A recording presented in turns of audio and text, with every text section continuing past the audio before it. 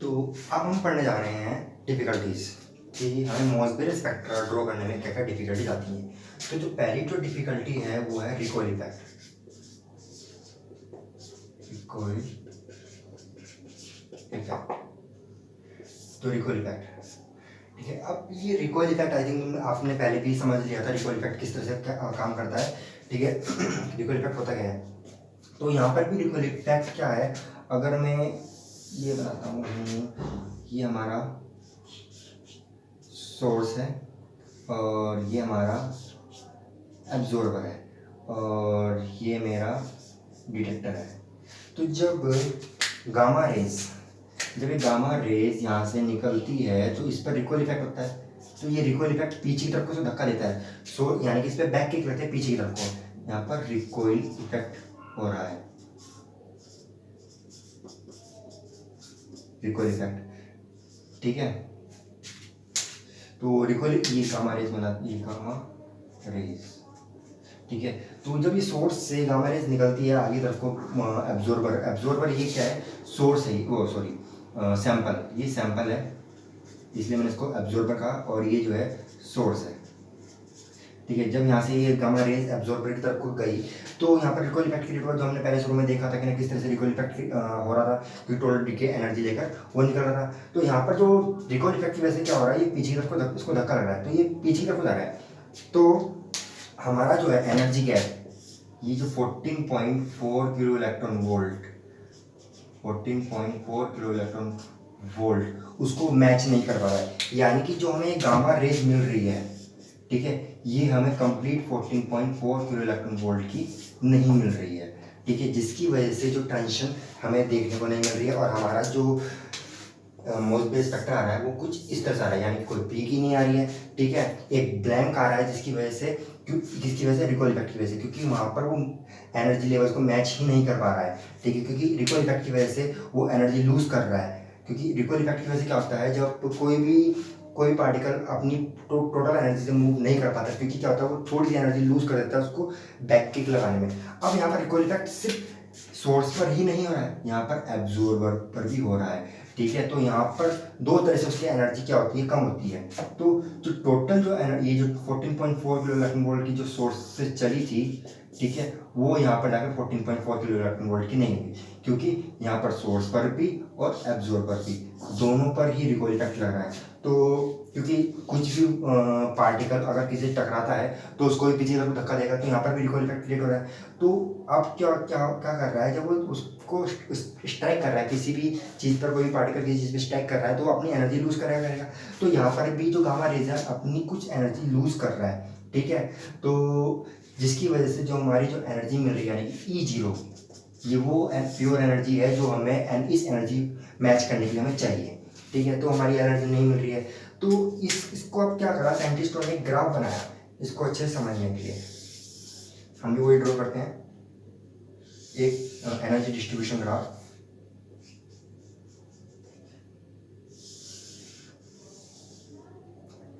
ये है ग्राफ,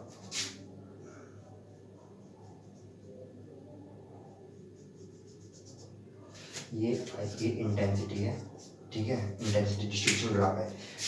ये एमिशन की है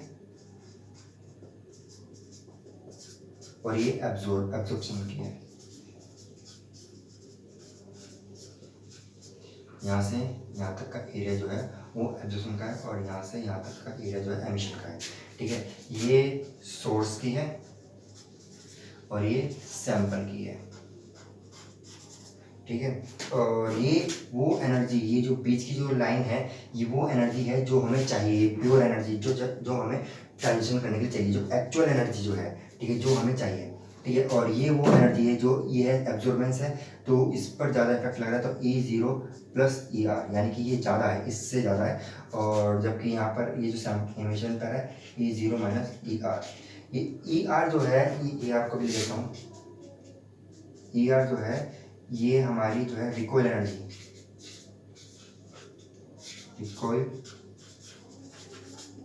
रिकॉइल एनर्जी है, ठीक है। क्योंकि क्या होता है जब ये पार्टिकल आगे तक मूव करता है तो रिकॉइल एनर्जी से मूव करेगा, कोई ना कोई एनर्जी से मूव करेगा, जिसको हमने बोला रिकॉइल एनर्जी, ठीक है। तो ये इसमें क्या हो रहा है, इसमें इस ई आर की कमी आ रही है और जबकि इसमें ई आर ज़्यादा आ रहा है। तो हमने क्या करा, अगर मैं इसमें से ई आर प्लस कर दूँ, अगर मैं इसमें ई आर प्लस कर देता हूँ और इसमें से ई आर माइनस कर देता हूँ तो मेरे को ई जीरो मिलेगी।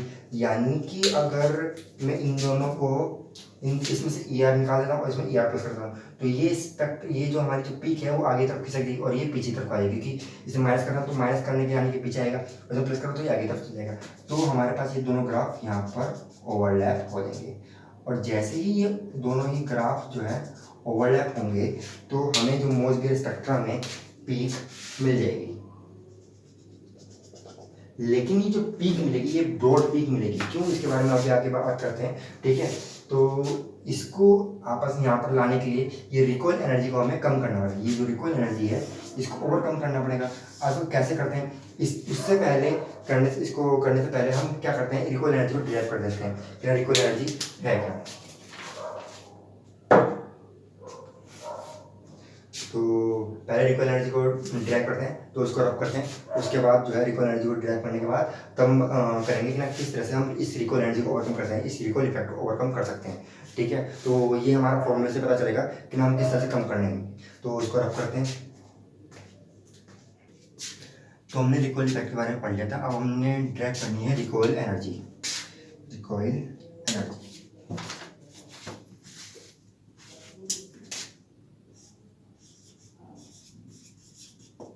रिकॉइल एनर्जी, ठीक है। अभी हमने जो रिकॉइल इफेक्ट में पढ़ा था कि ना, क्योंकि जो है हमें ई जीरो एनर्जी नहीं मिल रही थी जो एक्चुअल एनर्जी है ट्रांजिशन के लिए, तो हमने रिकॉइल एनर्जी को ओवरकम करना था। लेकिन सबसे पहले हमें पता होनी चाहिए कि रिकॉइल एनर्जी क्या है। तो मैं फिर दोबारा से ही वो जो एनर्जी डिस्ट्रीब्यूशन ग्राफ बनाया था वो दोबारा से बनाऊंगा। ये एमिशन की और ये एब्जॉर्प्शन की, और ये वो एक्चुअल लाइन है एनर्जी की जो हमें चाहिए, ठीक है। यहाँ पर E zero minus E R, ये आर जो है रिकॉइल एनर्जी है, और यहाँ पर E zero plus E R, ठीक है। ये एमिशन के लिए और ये एब्जॉर्प्शन के लिए, ठीक है। यहाँ पर ले देता हूँ मैं ई आर, ठीक है। तो अब इसको ट्रैक करते हैं। अभी सबसे पहले वो बना देता हूँ जो मैं पहले भी बनाया था, इंस्ट्रूमेंटेशन, ये डिटेक्टर, ये एब्जॉर्बर और ये सोर्स। जब गामा रेज इधर की तरफ मूव करती है, गामा रेज जब इधर की तरफ मूव करती है तो इस पर एक बैक किक लगाती है, यहाँ पर नहीं बल्कि यहाँ पर एक बैक किक लगाती है, तो जिसकी वजह से रिकॉइल इफेक्ट जनरेट होता है, ठीक है। अभी क्या है, जब ये पीछे की तरफ को लगा ली तो इस पर मोमेंटम लग रहा है, मोमेंटम की। तो मोमेंटम का जो फॉर्मूला होता है, momentum is equal to mass into velocity होता है, ठीक है। इसमें मोमेंटम लग रहा है, तो लेकिन ये जो मोमेंटम है वो नेगेटिव डायरेक्शन में यानी कि अपोजिट डायरेक्शन में मूव कर रहा है, क्योंकि गामा रेज तो इधर की तरफ जा रही है और जबकि मोमेंटम जो है पीछे की तरफ लग रहा है इस सोर्स, क्योंकि हम सोर्स की बात करनी है, क्योंकि सोर्स के लिए ही हम ई आर निकाल रहे हैं, यानी कि रिकॉइल एनर्जी हमें निकाल रहे हैं, ठीक है। तो यहाँ पर क्या आ जाएगा, नेगेटिव आ जाएगा, क्योंकि ये अपोजिट डायरेक्शन मूव कर रहा है, तो ये होगी। तो इसको हम इक्वेशन 1 मान लेते हैं, ठीक है। अभी क्या है कि ये जो गामा रे है, ठीक है, 1 क्वांटम ऑफ एनर्जी है, 1 quantum of energy, 1 quantum of energy है, ठीक है, गामा रेज की। तो ये जो 1 क्वांटम एनर्जी है तो E is equal to M C square की इक्वल होगी, ठीक है। यहाँ से मैं मास निकाल लेता हूँ, m is equal to E upon में सी स्क्वायर, ठीक है। इस मास को मैं इक्वेशन 1 में पुट कर देता हूँ, तो मेरा आ जाएगा P is equal to minus E upon में सी स्क्वायर, ठीक है, इंटू वी आर। अब जो अगर मैं गामा रेज की बात कर रहा हूँ, गामा रेज, ठीक है, रेडिएशन की बात कर रहा हूँ, तो उसमें जो वेलोसिटी होती है वो स्पीड ऑफ लाइट के रूप में होती है, तो यहाँ पर जो वेलोसिटी होगी इसको c लिखूंगा, ठीक है। अगर मैं रेज की गामा रेज की बात करूँ, रेडिएशन की बात कर रहा हूँ, तो वेलोसिटी की जगह मैं सी लिखूंगा। तो माइनस ई अपॉन में सी स्क्वायर मल्टीप्लाई। और एक चीज़ और है, ये जो एनर्जी है ये गामा रे की एनर्जी है, गामा रे। ये जो हमारा जो सोर्स था इसकी एनर्जी है गामा, तो इसकी जगह मैं यहाँ पर गामा लिख दूंगा, गामा। ठीक है। तो ये वो energy, one quantum of energy gamma rays की। तो इनटू यहाँ पर आ जाएगा सी, और फिर क्या होगा, एक सी कट गया, और तो हमारे पास बचा माइनस ई गामा अपॉन में सी। तो ये इक्वेशन में इसको थर्ड नाम देता हूँ। ठीक है। अब मेरे को चाहिए काइनेटिक एनर्जी। काइनेटिक एनर्जी पहले हम ड्राइव कर लेते हैं मोमेंटम के केस में। ठीक है। आई थिंक किसी किसी को नहीं आती होगी, सब मोस्टली शायद सबको आती होगी। तो 1/2 mv²। ठीक है। इसको मैं ले लेता हूँ एनर्जी ई। लेकिन क्या होता है, मोमेंटम इज इक्वल टू होता है मास इंटू वेलोसिटी। यहाँ पर दो वेलोसिटी है, एक मास है, ठीक है चल जाएगा, लेकिन यहाँ पर दो वेलोसिटी चाहिए, तो मैं इसका स्क्वायर कर देता हूँ, मास का स्क्वायर वेलोसिटी का स्क्वायर। ठीक है। तो अब मेरे को यहाँ पर आप चाहिए दो मास, इसको मोमेंटम में कन्वर्ट करने के लिए, तो ऊपर नीचे में मास की मल्टीप्लाई कर दूंगा, ऊपरी मास से मल्टीप्लाई, नीचे मास से मल्टीप्लाई। तो मास का स्क्वायर वेलोसिटी का स्क्वायर अपॉन में 2m इजिकल टू यहाँ पर आ जाएगा p² अपॉन में 2m। ये वो एनर्जी है रिकॉइल एनर्जी, क्योंकि जो रिकॉइल एनर्जी होगी वो काइनेटिक एनर्जी के इक्वल होगी। ठीक है। तो ई आर ले लेते हैं हम इसको, जो हमने जो निकाली है ई आर। ठीक है। p² अपॉन में 2m। ठीक है। और p² की जगह मैं ये पुट कर लूँगा माइनस ई गामा अपॉन में सी का होल स्क्वायर मल्टीप्लाई 1/2m। ठीक है। अब इसका मैं होल स्क्वायर खोलता हूँ, तो माइनस तो हो जाएगा पॉजिटिव, ई गामा का स्क्वायर अपॉन में 2mc का स्क्वायर। ठीक है। तो ये हमारे पास आ गई फोर्थ इक्वेशन आ गई। अब क्या है हमारे पास गामा, मुझे नहीं पता कि ना ये गामा रेडिएशन यहाँ से कितनी चली, लेकिन इतना मुझे पता है कि इसके बीच में एनर्जी गैप कितना है, यानी कि मेरे को पता है कि ना E0 एनर्जी कितनी चाहिए, टेंशन एनर्जी। ग्राउंड स्टेट से एक्साइज स्टेट में टेंशन करने के लिए मुझे पता है कि ना ये एनर्जी कितनी चाहिए। ठीक है। मुझे ई गामा नहीं पता कि ना क्या कितनी रेडिएशन वहाँ से चली है, कितनी लॉस हुई है। ठीक है। और यहाँ कितनी गेन हुई है। तो मैं इसको जो ई गामा जो है ई नोट में कन्वर्ट करूँगा कि किस तरह से, ये रखकर। तो मैं लिखता हूँ E R equal to E gamma square की जगह मैं E0 माइनस ई आर, क्योंकि मैं अभी एब्जॉर्बर की ये एमिटर यानी कि सोर्स की बात कर रहा हूँ। तो सोर्स की बात कर रहा हूँ, तो यहाँ पर मैं जो है इसकी एनर्जी, सोर्स की एनर्जी लिखूँगा। तो ई गामा की जगह लिख दूँगा मैं E0 माइनस ई आर। ठीक है।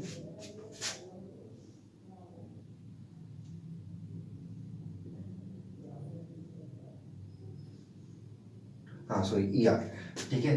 तो ये लिख दूंगा, और इसका कर दूंगा होल स्क्वायर अपॉन में 2mc का square.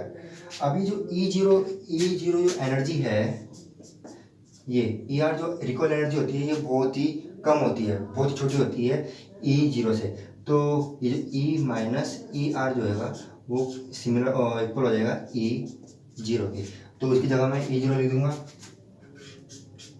E R equal to E0 का स्क्वायर अपॉन में 2mc का स्क्वायर। तो ये मेरी आ गई रिकमेंडेड एनर्जी, जो मेरे को एनर्जी चाहिए, रिकॉइल एनर्जी। तो इसको मैं आगे और फर्दर ड्राइव करूँगा, तो इसमें वैल्यू पुट कर दूंगा, इसकी सी की वैल्यू पुट कर दूंगा, तो मेरे पास आ जाएगा E R equal to 5.37 into 10⁻⁻4 E0 का स्क्वायर अपॉन में 2 नहीं आएगा, 2 तो मैंने इसमें फॉर्मूला ऐड कर लिया। ठीक है। ये आ जाएगी मेरे पास एनर्जी। इससे हम कोई भी क्वेश्चन को डेरिवेशन कोई भी क्वेश्चन आसानी से कर सकते हैं। अब इसकी बात करते हैं यूनिट की। तो यूनिट में ये जो एनर्जी निकलेगी वो इलेक्ट्रॉन वोल्ट में निकलेगी। लेकिन अगर मैं इसकी बात कर रहा हूँ तो इसको फॉर्मूले में पुट करूँगा किलो इलेक्ट्रॉन वोल्ट की, ठीक है। आप इसको इलेक्ट्रॉन वोल्ट में पुट कर सकते हैं, लेकिन फिर ये 10⁻⁴ नहीं आएगा, और पॉइंट जो है या तो पीछे आगे खिसक जाएगा, वो आप देख लेना, ठीक है। और ये जो मास है ये AMU यानी कि एटॉमिक मास यूनिट में रखा जाता है, ठीक है। तो इस तरह से ये रिकॉइल एनर्जी निकलती है। तो रिकॉइल एनर्जी निकालने के बाद अब हम देखेंगे कि ना ये इस रिकॉइल एनर्जी से हम रिकॉइल इफेक्ट को किस तरह से ओवरकम किया जा सकता है, क्योंकि यहाँ पर जो होता है सभी अगर हमारे पास रिकॉइल एनर्जी कम होगी तभी हमारा जो है रिकॉइल इफेक्ट कम होगा। तो इसके बाद देखते हैं इस फॉर्मूले से किस तरह से रिकॉइल इफेक्ट को कम करेंगे। तो इसको रब करते हैं। तो हमने रिकॉइल इफेक्ट के बारे में पढ़ लिया था, और हमने जो एनर्जी ड्राइव करी थी रिकॉइल एनर्जी वो कुछ इस तरह से थी, ER = 5.37 × 10⁻⁻⁴ और E⁻²/m। ये हमारे पास आई थी रिकॉइल एनर्जी। अब हमें इसी रिकॉइल एनर्जी को ओवरकम करना है, ठीक है। अब यहाँ से इस फॉर्मूले से दिखाई दे रहा होगा जो रिकॉइल एनर्जी है वो इन्वर्सली प्रोपोर्शनल है मास के। ये वो मास है इफेक्टिव मास जिस पर रिकॉइल इफेक्ट लग रहा है, ये है इफेक्टिव मास। इफेक्टिव मास, अगर हम इस इफेक्टिव मास को इंक्रीज कर दें तो हमारा जो रिकॉइल एनर्जी है वो कम हो जाएगी, ठीक है। अगर मैं इसको, ये बनाया मैंने सोर्स और ये हमारा एब्जॉर्बर और ये हमारा डिटेक्टर, ठीक है। हम मास को इंक्रीज करने के लिए यहाँ से अगर मास को इंक्रीज करता हूँ तो मेरी रिकॉइल एनर्जी कम हो जाएगी, जो कि हमें चाहिए। अगर मैं इफेक्टिव मास को इंक्रीज करता हूँ, अब इफेक्टिव मास किस तरह से इंक्रीज किया जा सकता है, अगर मैं इस सोर्स और एब्जॉर्बर को एक बड़े क्रिस्टल यानी कि बिग क्रिस्टल लैटिस में इसको बाइंड कर देता हूँ, ठीक है, जिसकी वजह से जो रिकॉइल इफेक्ट यानी कि जिसकी वजह से जो इफेक्टिव मास हो जाएगा हमारा जो बढ़ जाएगा, ठीक है। इफेक्टिव मास जो है हमारा अगर हमारा बढ़ता है तो हमारी जो रिकॉइल एनर्जी जो है कम हो जाएगी, ठीक है। तो ये जो है क्रिस्टल लैटिस है,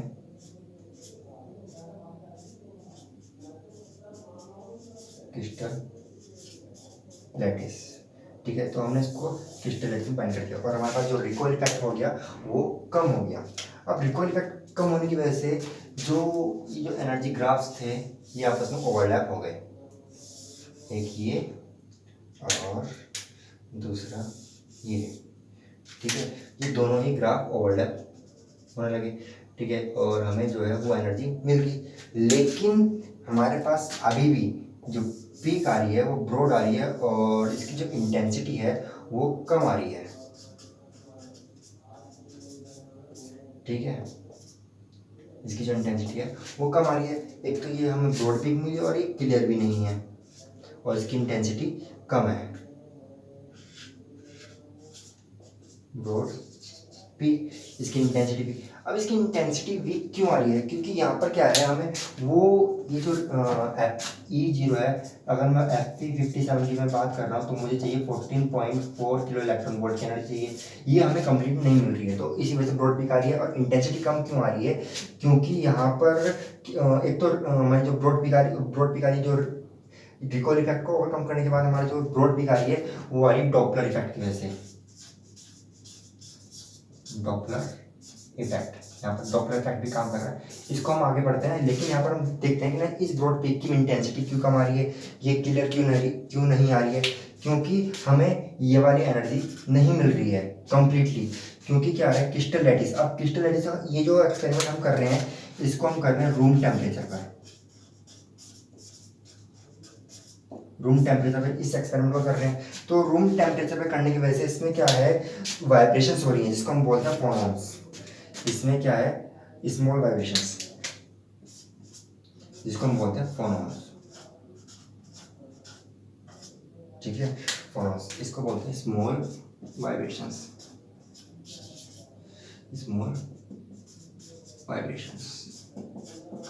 स्मॉल वाइब्रेशंस होने की वजह से क्या कर रहा है जो एनर्जी, अब ये फोनॉन्स होते भी क्यों हैं, क्योंकि जो रिकॉइल एनर्जी जो है अपनी ये रिकॉइल एनर्जी, ये अपनी जो ये जो जब रिकॉइल एनर्जी जो है ये अपनी एनर्जी ट्रांसफ़र कर रहे हैं क्रिस्टल लैटिस को, और हमें यहाँ पर वाइब्रेशनल टेंशन देखने को मिल रहा है।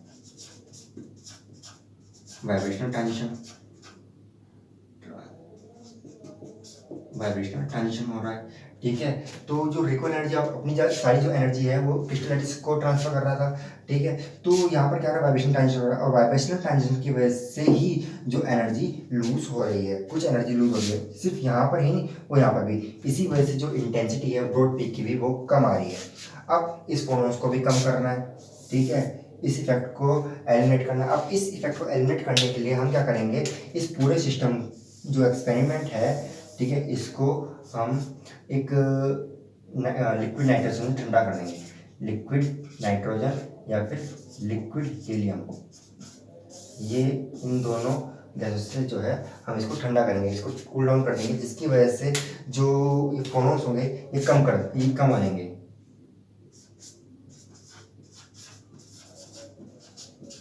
It cool down the system and decrease the photons.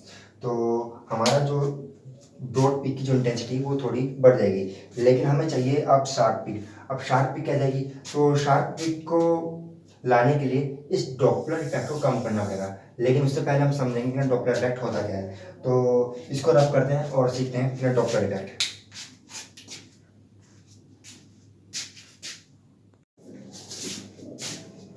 तो अभी तक हमने पढ़ लिया था रिकॉइल इफेक्ट, और रिकॉइल इफेक्ट में पढ़ा था कि हमारे पास पीक आ रही थी, लेकिन पीक आ रही थी ब्रॉड, ठीक है। अब इस ब्रॉड पीक को हमें करना है शार्प पीक में कन्वर्ट।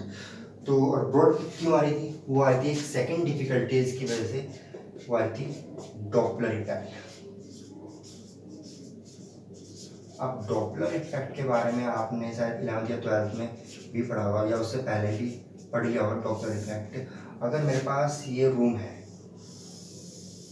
इतना बड़ा रूम है, सॉरी रूम क्या रहा, घर, और इसके अंदर कंपार्टमेंट है, ये बहुत सारे जो कंपार्टमेंट है, और लास्ट कंपार्टमेंट में स्पीकर बज रहा है बहुत ही लाउडली, और मैं यहाँ पर बैठा हुआ टीवी देख रहा हूँ, ठीक है। तो मुझे इस साउंड की वजह से मेरे को टीवी की आवाज़ सुनाई नहीं दे रही है, हालांकि यहाँ पर जो है साउंड की जो एनर्जी है वो कम आ रही है। अब मैं अगर साउंड की एनर्जी बनाता हूँ, तो आई थिंक इस ग्राफ से आपको पता ही होगा थोड़ा सा बहुत,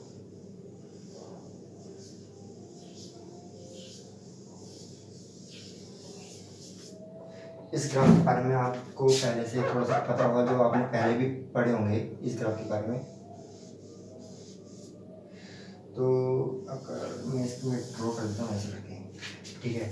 यहाँ पर जाते हुए अब देखो वेव लेंथ इंक्रीज हो रही है, इसके बीच की जो ये जो ये होती है पूरी एक वेव लेंथ, ये जो वेव लेंथ है वो इंक्रीज हो रही है। यहाँ पर अगर वेव लेंथ देखेंगे कम, जितनी कम वेवलेंथ होगी उतना ही ज़्यादा जो वेवलेंथ होती है वो इन्वर्सली प्रोपोर्शनल होती है फ्रीक्वेंसी के, ठीक है। तो और फ्रीक्वेंसी जो होती है वो डायरेक्टली प्रोपोर्शनल होती है एनर्जी के। तो जितनी ज़्यादा फ्रीक्वेंसी उतनी ज़्यादा एनर्जी, जितनी ज़्यादा वेवलेंथ उतनी कम फ्रीक्वेंसी, तो और उतनी कम एनर्जी। तो जितनी ज़्यादा वेवलेंथ होगी उतनी ही जितनी ज़्यादा वेवलेंथ होगी फ्रीक्वेंसी उतनी कम होगी। तो यहाँ पर फ्रीक्वेंसी कम है, यानी कि यहाँ पर एनर्जी कम है, जो साउंड एनर्जी है। यहाँ पर जो है एनर्जी सबसे ज़्यादा है क्योंकि वेवलेंथ कम है। तो अगर मैं इधर की तरफ मूव करता हूँ, पहले कंपार्टमेंट में आया तो मेरे को जो साउंड एनर्जी जो है वो थोड़ी सी तेज़ सुनाई देने लगी। फिर मैं दूसरे कंपार्टमेंट में आया तो मेरे को जो साउंड एनर्जी वो थोड़ी और तेज़ सुनाई देने लगी। जब मैं तीसरे कंपार्टमेंट में आया तो मेरे को जो है साउंड एनर्जी जो है थोड़ी सी और तेज़ सुनाई देने लगी। और जब मैं फोर्थ कंपार्टमेंट में आया तो मेरे को साउंड एनर्जी उससे सबसे ज़्यादा तेज़ सुनाई देने लगी। और जैसे ही मैं इस कंपार्टमेंट में एंटर करा जिसमें साउंड कर रहा था, तो ये जो साउंड एनर्जी इतनी फास्ट हो गई है कि मेरा यहाँ पर रुकना मुश्किल हो गया है। तो यहाँ पर क्या हो रहा है, जितना मैं इसकी साउंड सिस्टम की तरफ को चलता जा रहा हूँ, जो इंटेंसिटी है साउंड वेव्स की जो इंटेंसिटी है वो बढ़ती जा रही है। यानी कि अगर जैसे सूरज में भी सन में भी तो ऐसे होता है, अगर मैं जितना ज़्यादा इसकी तरफ चलता जाऊँगा तो जो हीट एनर्जी होती है वो बढ़ती चली जाएगी, ठीक है। तो डॉपलर इफेक्ट यही कहता है, अगर जितना ज़्यादा मैं सोर्स की तरफ मूव करूँगा तो उतना ही ज़्यादा मेरे को क्या मिलेगा, वो इंटेंसिटी की एनर्जी जो है वो हाई फील होगी। तो डॉपलर इफेक्ट यहाँ पर यही कहता है। तो डॉपलर इफेक्ट से क्या फ़र्क पड़ रहा है वो भी देख लेते हैं। तो डॉपलर इफेक्ट से फ़र्क ये पड़ रहा है कि हमारी जो पीक आ रही है वो ब्रॉड आ रही है। क्यों? क्योंकि आप क्योंकि जो एनर्जी है, जब हमारा अगर ये सोर्स है और ये है एब्जॉर्बर और ये हमारा है डिटेक्टर, और इसको हमने बाइंड कर रखा था क्रिस्टल लैटिस में।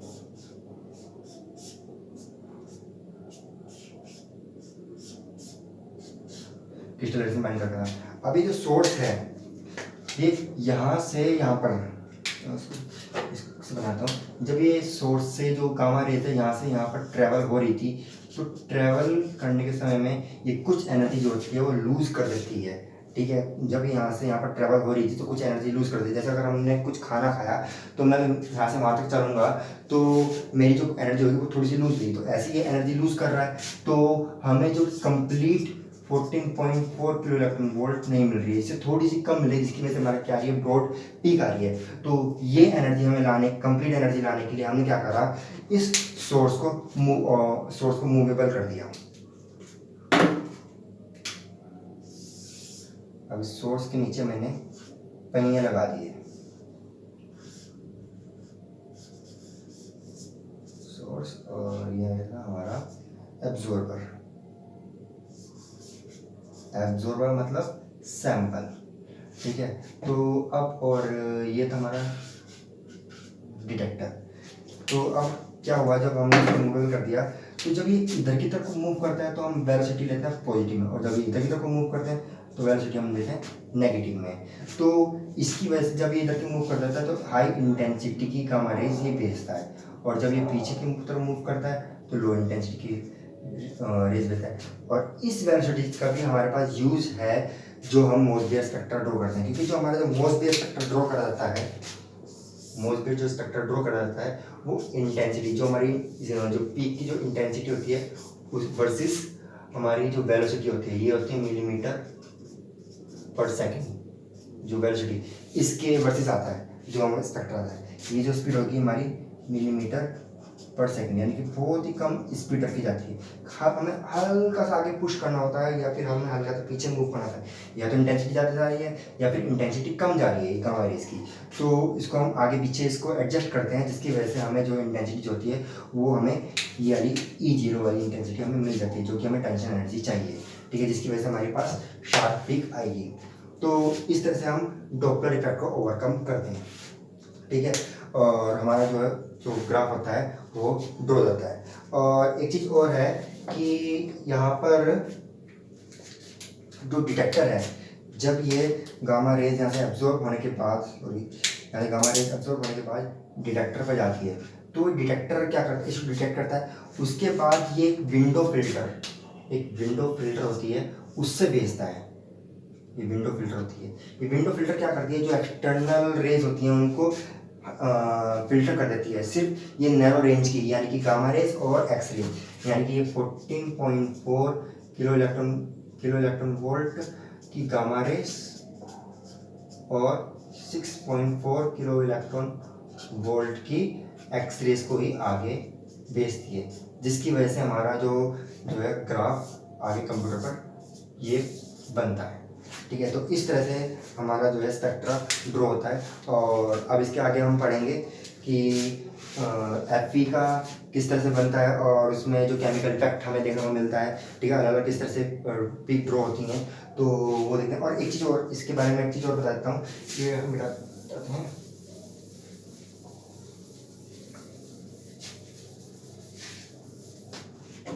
कि किस तरह से हमारा जो वेलोसिटी वर्सेस इंटेंसिटी ग्राफ हमारा बनता है, उसके बारे में हम थोड़ी जानकारी दे देते हैं। तो जिस तरह से अभी मैंने स्पीड ली,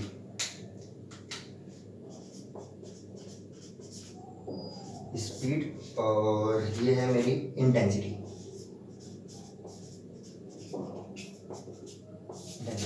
पहली जो मेरी स्पीड आई है मिलीमीटर पर सेकंड में। ठीक है, स्पीड जो हमारी जो है मिलीमीटर पर सेकंड, इसकी स्पीड। तो हमारी जो पहली जो आई है, अगर 0.3, ये किसी का नहीं है, ये ऐसे ही बस वर्चुअली बना रखा है, ठीक है। -0.3, -0.2, -0.1 और 0, और फिर 0.1 ये पॉजिटिव में है, ठीक है, प्लस 0.2, ये स्पीड आई है। और जब हमने -0.3 स्पीड रखी तो हमारी इंटेंसिटी आ रही थी 10⁻²। और जब मेरी स्पीड, मैंने जब स्पीड 0.2 करी थी तो मेरे पास 2 थी, और -0.1 पर जो थी हमारी जो इंटेंसिटी थी वो 10⁻² थी, और 0 पर भी जो हमारी जो इंटेंसिटी वो 10⁻² थी, और लेकिन प्लस 0.1 पर हमारी जो इंटेंसिटी वो 10⁻0, यानी कि =1, ठीक है। और -0.2 पर जो थी हमारी जो इंटेंसिटी वो 10⁻²। अब किस तरह से इससे स्पेक्ट्रम ड्रॉ होगा वो भी देख लेते हैं, ठीक है। ये इंटेंसिटी और ये स्पीड मिलीमीटर पर सेकंड में, यहाँ पर है -0.3, यहाँ पर -0.2, यहाँ पर -0.1, यहाँ पर 0, यहाँ पर 0.1, यहाँ पर 0.2, यहाँ पर 0.3, ठीक है। तो हमारी जो, अब मैंने क्या करी, शुरुआत में मैंने इतनी इंटेंसिटी दे दी, यानी कि ये जो थी यहाँ से अगर मैं बात करूँ 10⁻² की इंटेंसिटी मैंने इसको एब्जॉर्बर को दी थी। तो 0.2 स्पीड, -0.3 स्पीड पर हमारी कोई पीक नहीं आई, ठीक है। अगर मेरी स्पीड -0.2, ये -0.2 पर यानी कि इधर की तरफ जो थी, तो इस पर भी कोई पीक नहीं आई, तो यहाँ से भी स्पेक्ट्रा ऐसे ड्रॉ हो गया, ठीक है। -0.1 पर भी कोई पीक नहीं आई, तो इसलिए यहाँ पर भी ऐसे ड्रॉ हो गया। 0 पर भी कोई पीक नहीं आई, तो इसलिए जो है मेरा स्पेक्ट्रा यहाँ से भी आगे चला गया। लेकिन प्लस 0.1 पर मेरी जो पीक थी, ये यहाँ से यहाँ पर और फिर यहाँ पर -0.1 पर जो पीक थी वो 0 है, यानी कि जो इंटेंसिटी वो 10⁻0 हो गई। जो मेरी जो पीक थी यहाँ पर वो मुझे ये मिली 1, ठीक है। तो कुछ ये मैं यहाँ पर टेस्ट नहीं करा तो इंटेंसिटी मिली, लेकिन 0.2 पर भी मेरी जो इंटेंसिटी वो उतनी की रही। तो फिर इस तरह से मेरा ग्राफ बना, ठीक है। 0.2 पर मेरी इंटेंसिटी जो 10⁻2 रही, ठीक है। 0.1 पर भी, 0 पर भी 10⁻2 रही, तो 0.1 पर भी इंटेंसिटी ये रही 0. लेकिन 0.1 पर जो है मेरी इंटेंसिटी, यहाँ पर अगर मैं लिखूँ 1, तो मेरी इंटेंसिटी सिर्फ इतनी होगी, तो मेरी यहाँ से यहाँ पर ग्राफ जो है यहाँ तक गिर गया, ठीक है। तो इस तरह से जो हमारा जो मोसलेस स्पेक्ट्रा होता है वो ड्रॉ होता है। तो आगे हम पढ़ते हैं इसके बारे में और जानकारी लेते हैं, ठीक है। तो इसको रफ करते हैं। Thank you.